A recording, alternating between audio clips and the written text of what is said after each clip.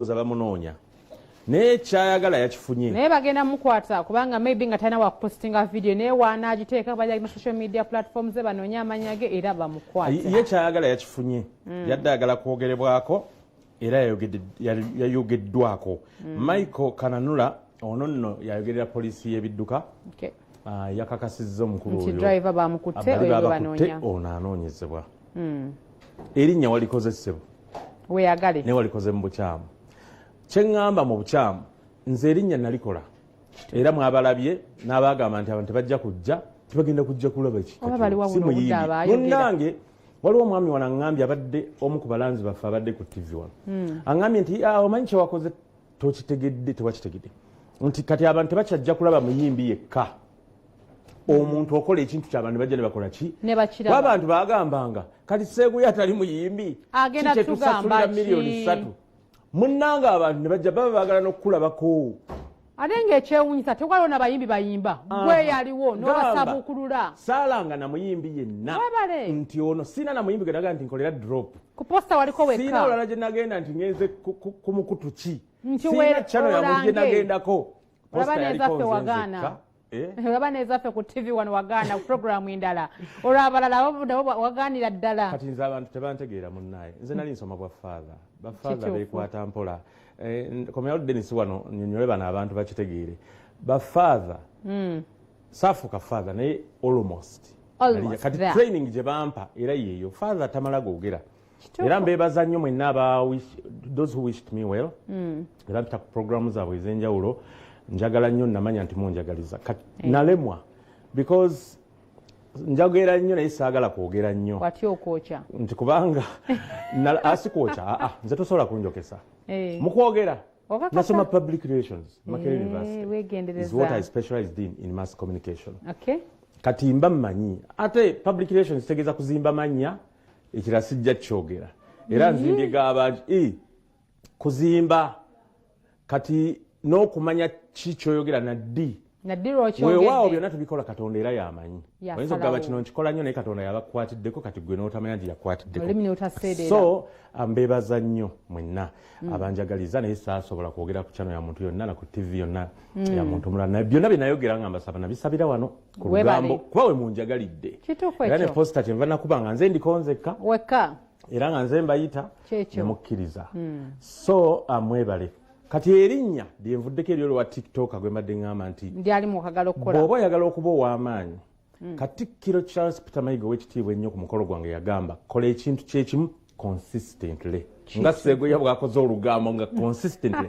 nga lwa buvunaanyizibwa talunyuka kati gwe bw'oba TikTok ayogera ebintu nga bya buvunaanyizibwa binywerereko tokyusa bagaye nti omusajja ono wa kitiibwa tosasamaza kubanga bw'osasamaza waliwo abanyiiga zekyovulaba abantu nga Mama Fina Misach n'abalala abampaako obujulizi ku olwo naye bagamba era sitoola ate zaali ntuufu tolina kiwasigamu kiwasala sina kye nanyigirizaamu kirala kyennyini jasa kuba amazima galuma abantu era weyaga nti ate yakisinga okunnuma sitoole ate yali ntuufu gy'emyaka 25 gya pulezidenti w'olugambo kati ate omusiime kuba ndi musiime Buganda muwanvu nnyo ndi muwanvu nnyo ndaba leero nga ndi mumpi nnyo kiki ate oli mu nkondo naye kale ebyebuwaavu tugira tubireka tuzzaako ki oli tumusonjodde tumukoze tutya tumusonjodde nakacwa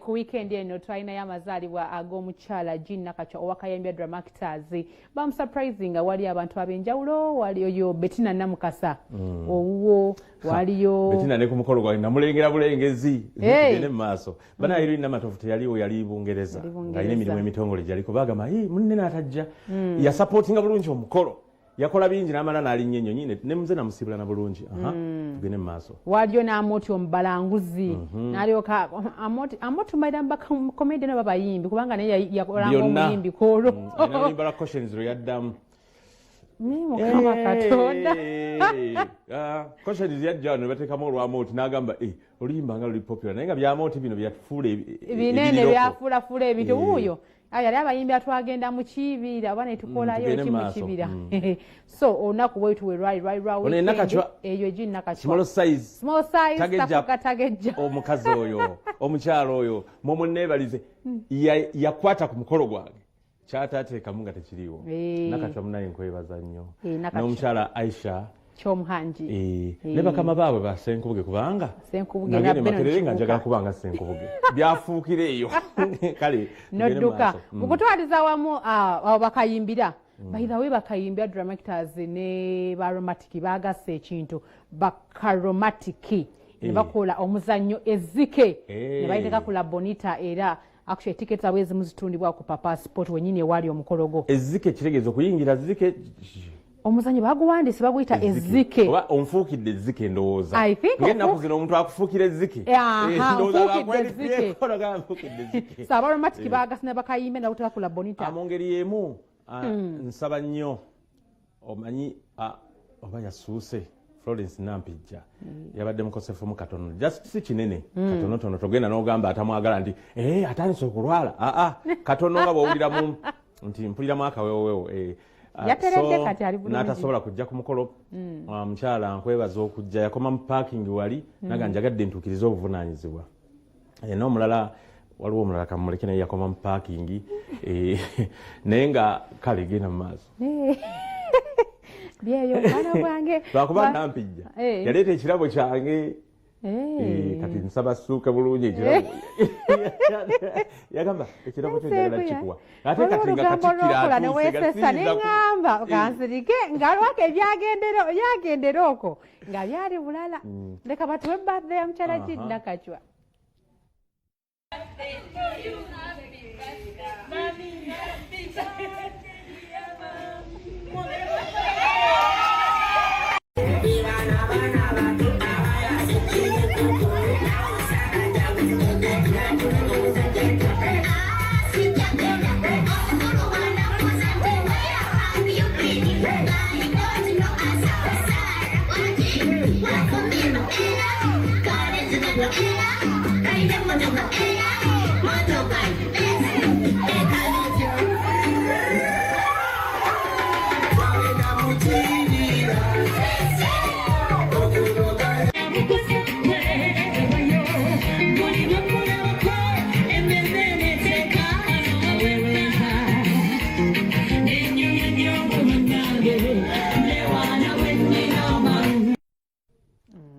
omukolo weewaawo mpozi ttiimu Lwamiti baagikuba oba ye yawangula era yeesimbyeyo ku kaadi tibalonda nja ali ku kaadi yaki naalemu Nakawa ayagala Kyasenyo tumwagaliza ebiru yeesimbyewo ayagala kujja waani nga ayagala Kyasenyo in case nga bamuwadde kaadi ya NRM ntonzi waffe yasalawo mu kutwaliza awamu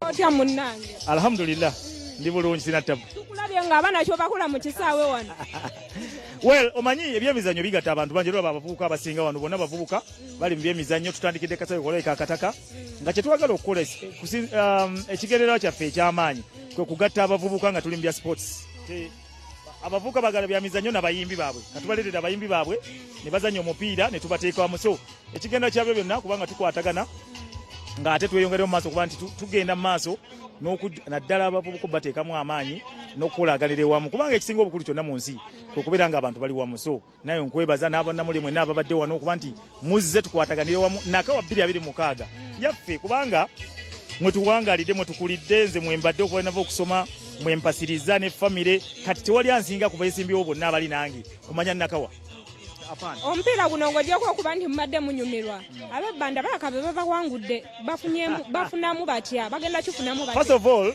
tulina abebbanda tulina kati olaba twayise ttiimu ziringa nnya ne bagenda nga bajjamu abazanyi baabwe so tugenda bawa sapooti okubagulira omujoozi obawa emipiira oba sapooti nga babeera ne tonamenti zaabwe nga tuziteetamu ddala amaanyi paka ku leve eya liigi so balina tiimu ezisambira wano nyingi so katiimu ezo beeronzemu ne bafunamu tiimu emu katiimu emu eyo yeze naye katukolagana ne different managers tubawajjaze zonna ennya tuziwajjaze tuziwa emipiira tubadduukira n'obuyambi obulala kyetuwanoonya nti muno mu banda because banda erina banda ziri 11 eze different I think 11 yeah so twagala buli at least buli ekiikirirwa tugende nga tujjayo ku bazanyi ab'enjawulo bagende paka ku league level.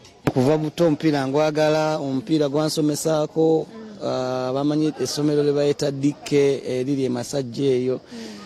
Nasomerayo kukolwa mupiira nga ndi ku scholarship, abamanyi essomero St Jude Primary School nasomera mupiira. Ettamiro lya love linzonza engandabye buli ankwatako yenna mwetamwa oli luwala lulungi nentunulayo nnungi nebyokola bisufu onze nga nfunye lumu oli nettira kulekayo mu kisaawe mbuddeyo obadde okuba namba mmeka? Mbadde nkuba 7. Ba 7 baba bakola ki ennyo mu kisaawe ekyamakulu? 7 be bayiwawo golo okunywa ya Kyenkyato ndi Uganda wamwe Uganda omufiirwa wayunga kitalo bizibu tusekamu naye ebintu biri serious. Twafiiridwa mama wa Agatha mukyala wange twamuziise ejjo. Otuuse mupiira ne gukyukamu kyanjawulo ki kyoyingidde nakyo? Nze nno ndi wa kapiira nasomera kapiira just kuyimba kuno kuyimba nyinza obba kweneesibamu obwesibi nga omanyi ensi engeri gyetuzonza otega wano n'otega wali kati mu kuyimba gye we waakwasa naye nga ndi wa kapiira. Mutimu Mzee Bulayo wagira timu ki? Tiwase no si kyekyo weewaawo kaakati katuddeko ku byasigalira ku mukolo gwange amazina gange mwagamba gabanyumira naye njagala okuddamu okwebaza abantu bano mwami Robert Zikusooka Roseform. Kati omukulu oyo jukira omufaliso gwe yampa nebakako nempuliranga gukola ne massage ne bwoba okooye high density kwegamba ng'owulira ate tegukka bannange simanyi Mukama Katonda Vision Group simanyi bwendibawa nenebaza nnyo abayimbi mwenna abambeererawo kakati awo nenebaza nnyo and Norbert and Beatrice Mao Dennis webale nnyo naye kakati nenebaza nnyo Everite Rio Estate abo nabalanzi baffe abo Big Clara Herbert Senyonga Yasini Katwere Success Motors bantu luwembu tuka bambuze emotoka wajijjayo kakati kojja Chimba wa Richard muganda wange webale code base aba right now kakati ono mama Fina ye mubimanyi ebibye webale nnyo webale ddala Rosette tugenda Roma mama Fina agenda kulaba papa wali gobiza obitaba kusanga tuwaje nawulya gye bakuwa byebyo Hadija Namyalo munange webale nnyo webale ddala Better Wine Prudence banayize simanyi nakyakubagamba Buganda kumbocha Emma Muhumuza simanyi oba abantu bano oyinza bakolera ki omukenkufu Nyanzi Julius kakati oyo oyinza mukolera ki kati mwenna Mukama yayinza okukola ki okubasasula era n'abatasobola naye nga muwulira omutima gwali gwagala nnyo mwebale nnyo kati waliwo nze abantu bendali simanyi nti banjagala ngenda bagamba mu maaso awo nti era bammanyi bagamba mu maaso awo kati soka tulaba amazina ga pulezidenti w'olugambo nga ne Sophie Gombe tulabe n'abayimbi abo batusanyula nga tulyoke tugende okuwummula musekyo weewaawo abamu ku bo twaba balagadde akatenesi lwasi kyo tubadde tulina okugimalayo ebyaliyo naye nno biggwayo tebisobola kuggwayo naku lwali lwaffe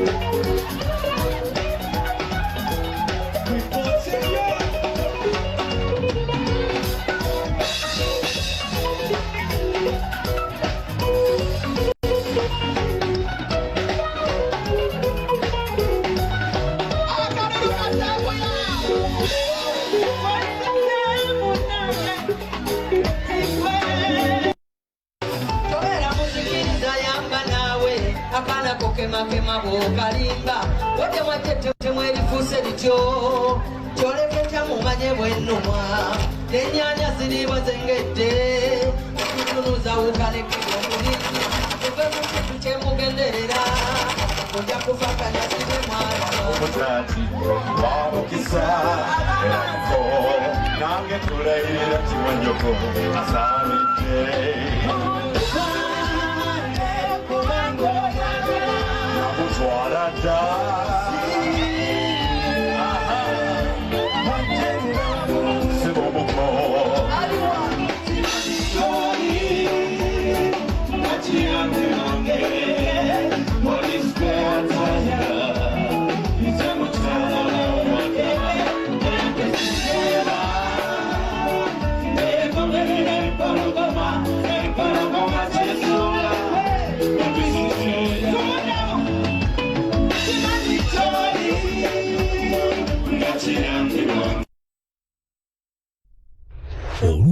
tukyagenda maaso ne programu yaffe ekyenkya buno budde indine omwami gwe bayita Butende Derek, Director of Marketing Indian Institute. Abasinga gye mwali mumanyidde ewandegeya era nga buno obudde yavaayo ewandegeya tebakubuzaabuza era tebakulimbalimba eri butabika. Agenda kuba akubuulira kiki ekigenda mu maaso oba kiki ekitambula intakes eziriko na kiki weetaagisa okubanga ojoininga Indian Institute. Wasuza otya Derek?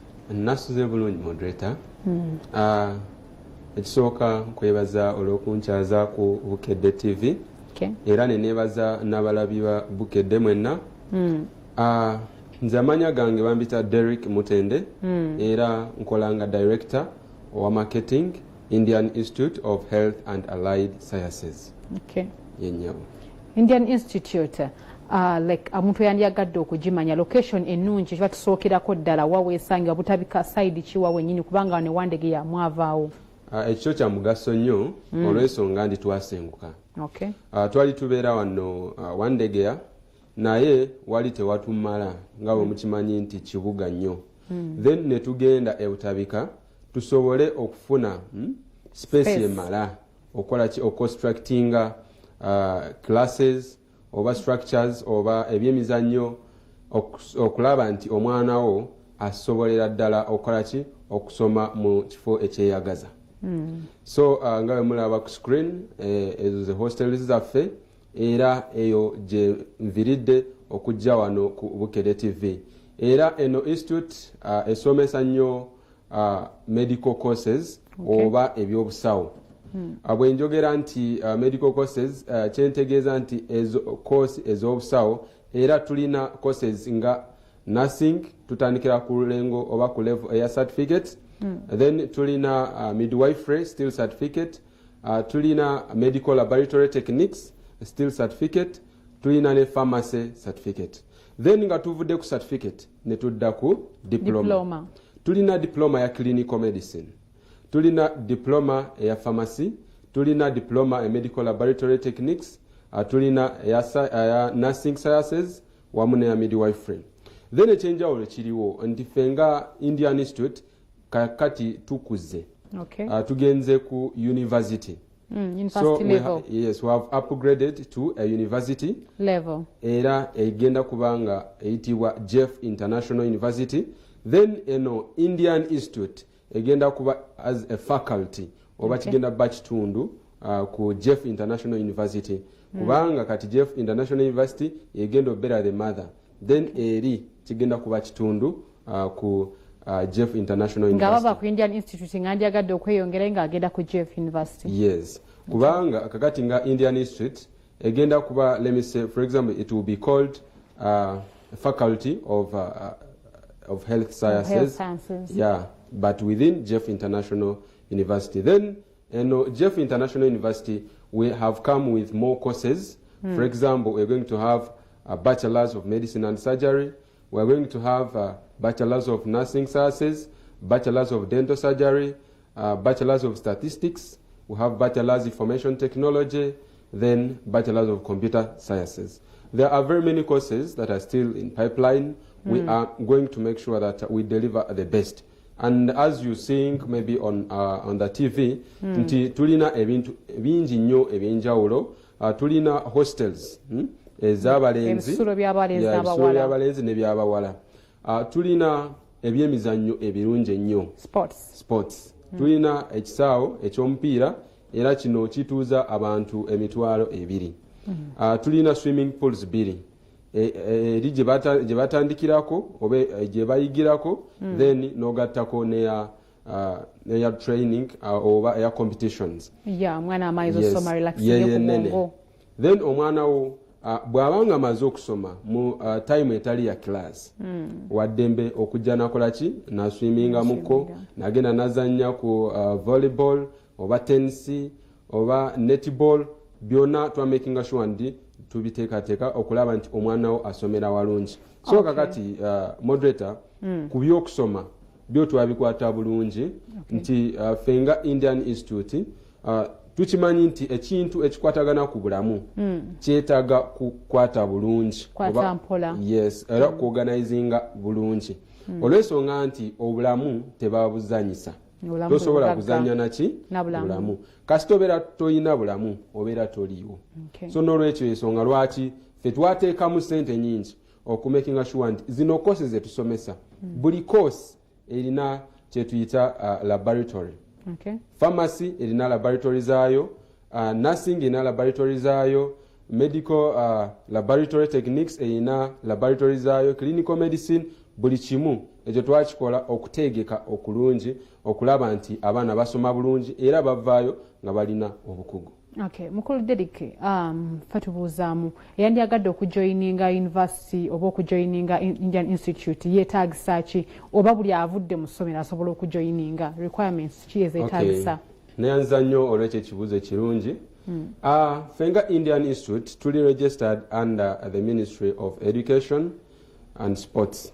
Era nekirala we are now registered with National Council for Higher Education. So naffe tugoberera emitendera bwegito. So oyo amaze senior eyokuna oyo tuba tumukiriza okujja natwegattako ku level eya certificate. Tulina curriculums 2 kakati ezitambula. Tulina aba old curriculum abo abakolanga 10 subjects naye nga batandika ku distinction paka ku F. Then ffe tutwala oyo atayina F. Bobanga wakola senior 4 nga tolina F mu nakubeera mu D mpaka mu pass. Olina okubeera mu distinction paka mu pass. Then aba new curriculum byo bikyali somehow challenging but they are still negotiating okulaba nti batuwa the clear picture. Naye ekiriwo kati olina okubanga at least olina D okudda waggulu. D waliyo C waliyo B wamune E. Naye alina E mu biological sciences oba mu the major 5 mwe mulimu biology, chemistry, mwe mulimu physics, mulimu mathematics wamune English. At least olina okubanga olinamu D oba C o B then A. Awo tuba tukwaniriza. Then tulina category abo abamaze senior 6 nga bagala twegatako ku level ya diploma. Bobanga olina kyetuyita principal pass mu biology then and 2 subsidiaries mu other subjects ze wali okola tukwaniriza tujja kuba tukuwa diploma either in clinical medicine or any other course. Then tulina abagala ku upgrading nti someone has a certificate from a recognized institute tugambe nti ayagala kufuna diploma. Then oyo muntu tuba tusobola okola ki okumwaniriza naja nakola diploma ye. Bobanga wakola nursing certificate oyagala kwongerako nursing diploma tulina program je bayita extension gwe togenda kola myaka 3 nga ba direct ogenda kola mwaka gumu n'ekitundu obeere nga wefunira diploma. Ekyo kiri ku nursing ne midwifery if you're continuing with the same course. Then tulina weekend program kwabo abakola twagala bategeeza nti fenga Indian Institute tumanyi ekizibu kyamwe kyemuyitamu nti ne tuteekawo weekend program okumakinga sure nti mukola ki mujja ne musoma naffe. Mwami Derrick nga tumaliza akasembayo ng'osibula abantu. Akasembayo njagala bategeeza abantu mwenna nti tulina kyetuyita July intake eri mugenda maaso bona abagala okwewandiisa oba okujja okusoma naffe enamba ziri ku screen era n'ekirala musobola okujja wane butabika kumbi n'eddwaliro eri ebutabika ne mubeera nga mutwegattako okujja okusoma naffe. Tuli mu kuwandiika mwanguwe tubawandiike abaana batandika okusoma. Toyanziza nnyo toyanzenge. Weewaawo toyanza nnyo toyanzenge. Ennaku z'omwezi nga 2 ku Sunday eno tukujjukiza omwami waffe gwe twategese bw'ati agenda kubeera ku Serena Hotel mwenna mube nga ajaguza emyaka 3. Naye olunaku olwaleero tulina Michael Kitanda ali kungu era ali wamu n'omwami Musa Semwanga mu segment gye bayita Serebo. So katugendeyo tukomewo.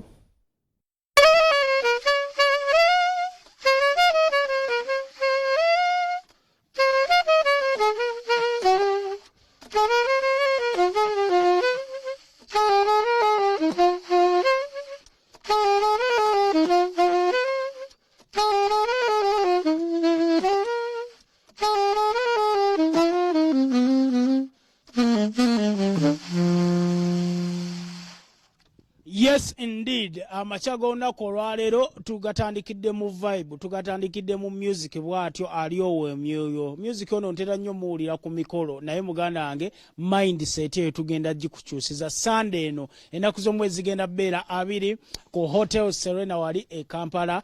Muganda wange jangu obeerewo. Michael Chitanda alongside the legendary Isaiah Katumwa, Michael Ouma, Happy Chaze, Joseph Sachs n'abantu abalala bangi nnyo. 30 years of jazz music in Uganda. It's a climax. It's an epic event. Egendo beerawo Sunday. Nze Musa Semwanga lwaki nedda ekyenkya ne celeb Michael Chitanda erinnya sipya mu ndongo eno muganda wange, but for the very first time leero lwensoose okulabako ssebo wange webala akasaati.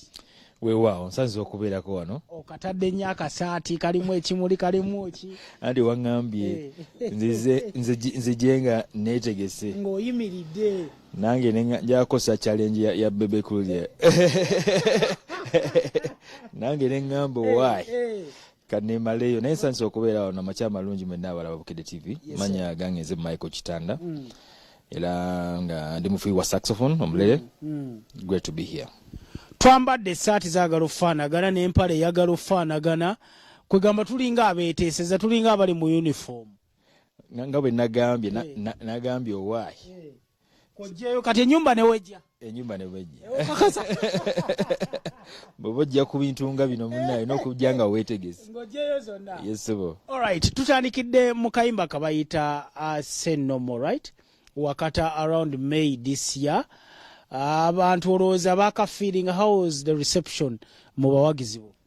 Kakati music ono tuli mu introducing mpola mpola mu bantu tabadde mu nnyo abasinga jazz ono wadde bamumanyinga okuddamu ennyimba z'abalala. Tugeze nti oludda oluyimba tugeze olwa Bebe Cool n'oluddamu waya n'oluddamu kati kyendi mukola ndi mukugezaako kulaga abantu side endala ya jazz nti nsobola okukuwa oluyimba lwe mutawulirangako n'endubaagaza. So era nakate ennyimba 2 ku album. Lwasooka balita Say No More, olwokuli balita Otyo ke kapya kaliko kati. Era nga ezimu ku nnyimba ezo ngenda zikuba ku Sunday ku concert.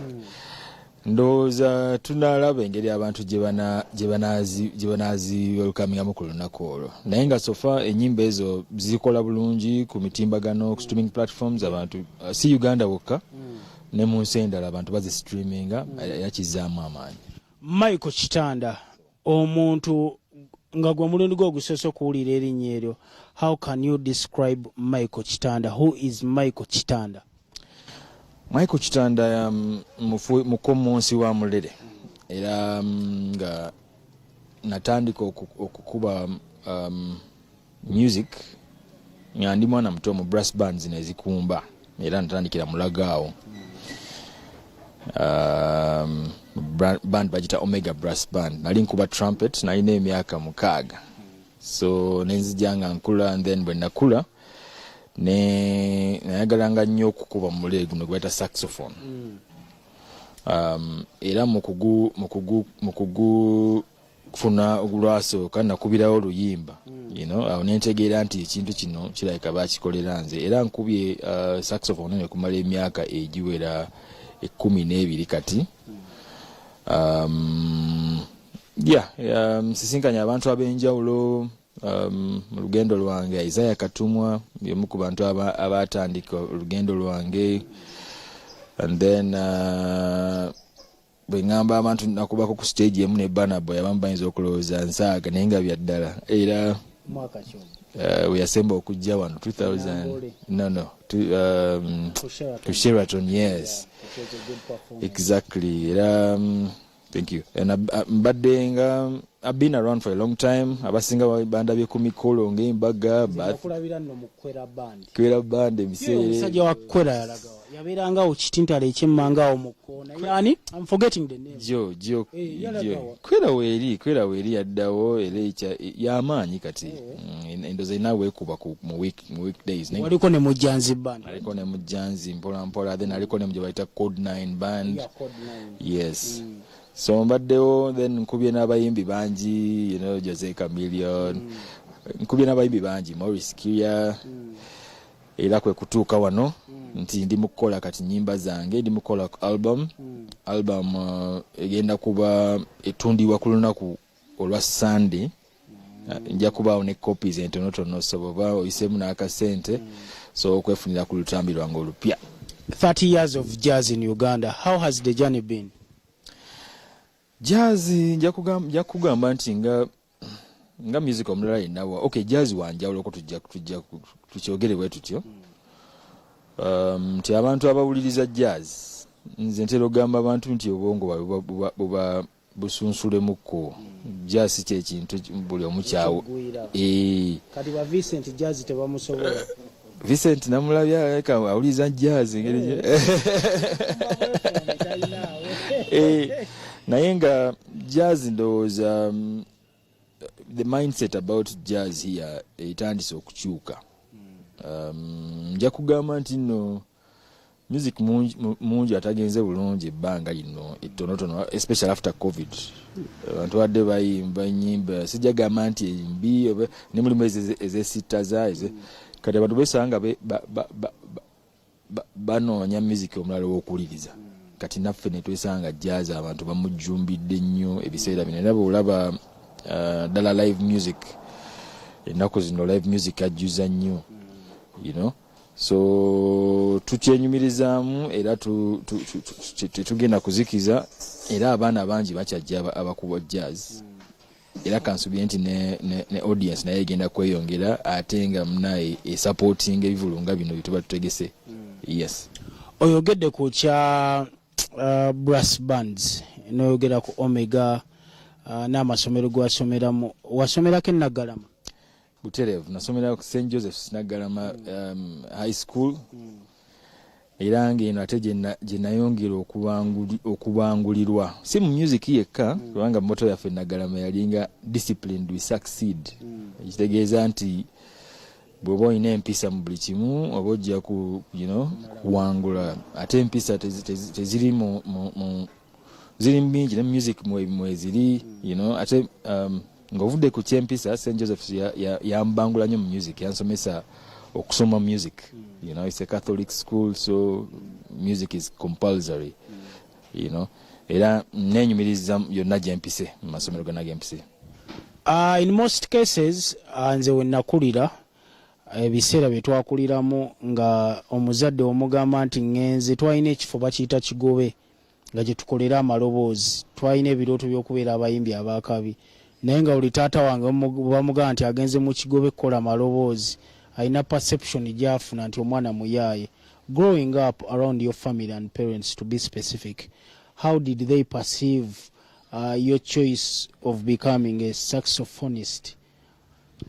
Kakati nesanga nga oba njagamba nti mukisa kubanga kati bwe nakulira e Mulago twalinayo biseera ebyo waaliwo superstar Majid Musi n'abalala abaali netwesanga e Mulago twakula tukimanyi nti omwana Majid Musi yatulaga nti talanta kintu kya muwendo nnyo era abazadde abasinga mu myaka egyo tebakotogeranga nnyo baana mu bya talanta kuba bakimanyanga nti gye kiraga naye baatukugiranga nti essaawa za practice zabanga za practice essaawa za buli kimu kyabanga ne time yakyo era nebaza bazadde bange okukigoberera kukifollowinga up ate tetwali nzekka kuba nako ne mukulu wange Happy Chaze era naye agenda kuba ku concert ate nyina ne mukulu wange omulala professor wa music is also doctor. Yes, Dr. Andrew Kagumba asomesa Canada so tukyenyumirizamu nti batukkiriza okuexploring ebyo nagezaako nene ku mupiira naye nebigaana nga tachi ntono yalimu mpola tachi yalimu naye omulere gwali gusinga omupiira. Kale katuwumulemu wetukomawo agenda tunyumiza obulamu bwe mu secular music for lack of a better word abakyala basitawana nnyo abayimbi abafuuyi b'omulere kiri kitya alina abakyala alina omukyala alina abaana tova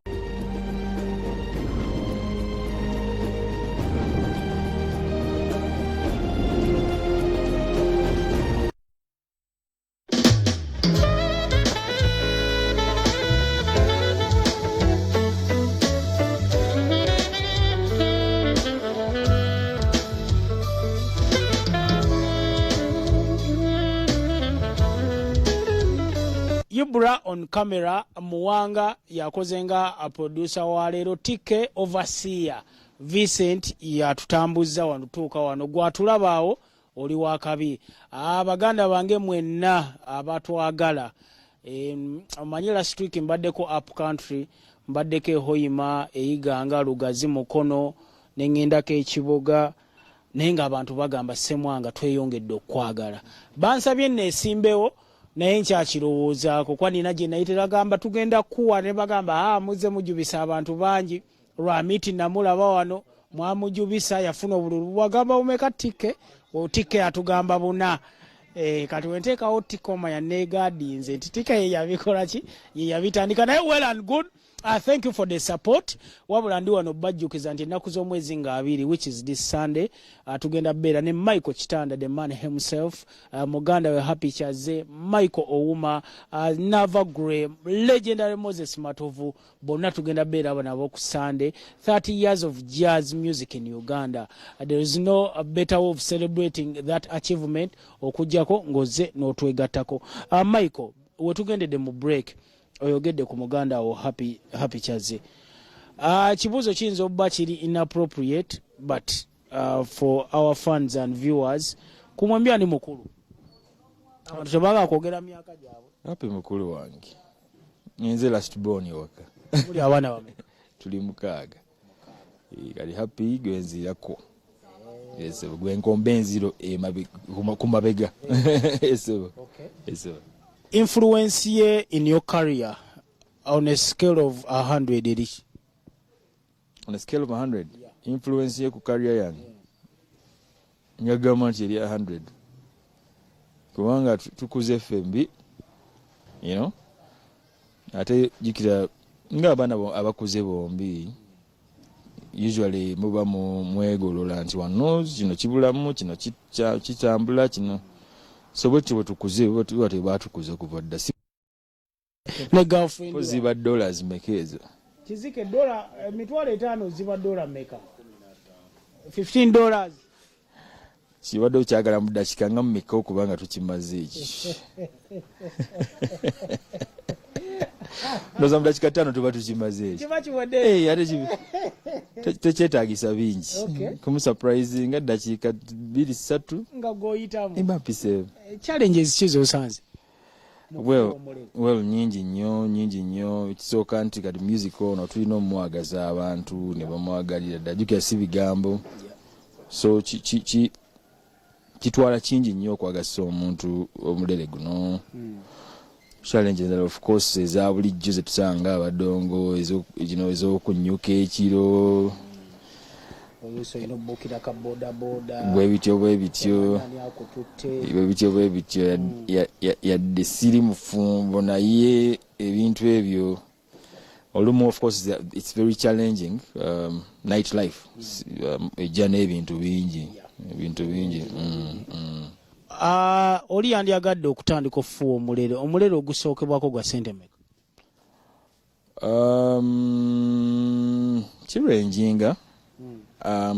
Kirenjinga naye nga mulimu gye bayita kati guno gwange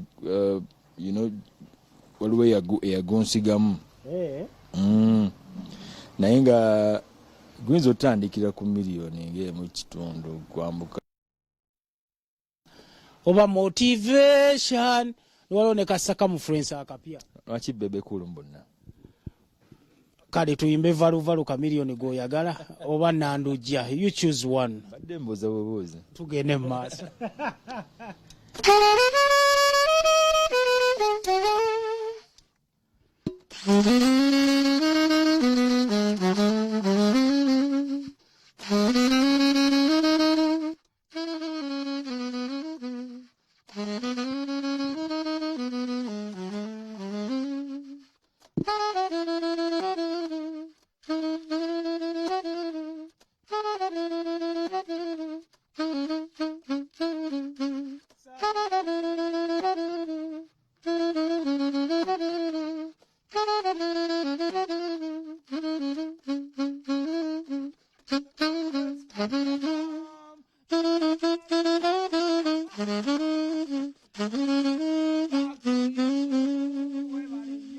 album bagiyita Break the Chains from Top Rasta, Baby Bantan, Moses Sali. Akayimba katukubiddemu bakayita Circumference. Ayinako obulala, ayinako Home, Boy Like Me, ayinaka Joshua Baraka kabayita Check, ayina n'obulala mungi nnyo. Ku album eyo kuliko akayimba ke yakola nga muwala we ali admitted mu ddwaliro.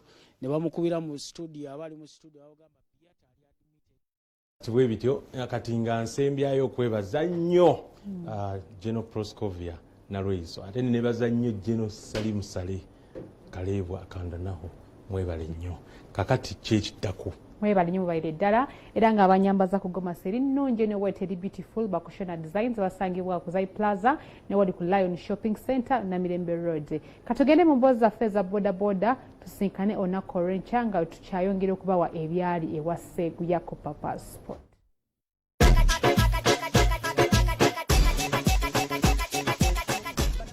Wala kubango ndaba gwe mugalo nga ndaba ndi bujuuko wewawa ddala tugoberera senga nange mpayo muwadalizo munange muguzeeko mugonja muguzeeko gonja mpako kagonja kembandi gumpange nene kutayagala gwo muguzi kankuweko mukama menyerako kwako kozi gonja mu Luganda bamita batayego era ye gonja wamanya kuita bampita Harriet Nakijova nani Harriet Nakijova Nakijova oli mukyala Muganda Ssaabasajja Kabaka mumanyi bulungi matikira Esebo kuno mwezi gona matikira ga Ssaabasajja Kabaka Esebo Ssaabasajja Kabaka mumanyiko mumanyiko nga Kabaka wa Buganda osoze nompaki bamuyita Chuchu Magulu Nyondo Bugulu bwa Gongo guna omanyiyo nawe mpayo nawe bamuyita Ssaabasajja Magulu Nyondo Chuchu Pologoma ya Buganda amalala ngera bidde obulwakoledde Buganda kale bingi sinnyonnyola ngaki abantu bafunye ebyabwe bali beetaaga tubikale bingi sisobola na kunnyonnyola bakuyitaani amanya gange nze nakajubite okola mulimu kiwa jagonja nakagonja kaneyaza kale wabala kubanga otugoberera gwali ku Bukedde TV ekyenkya kikutuusiddwako Nala Instant Noodles, the ultimate convenience. Just boil, season, stir and enjoy the delicious different flavors.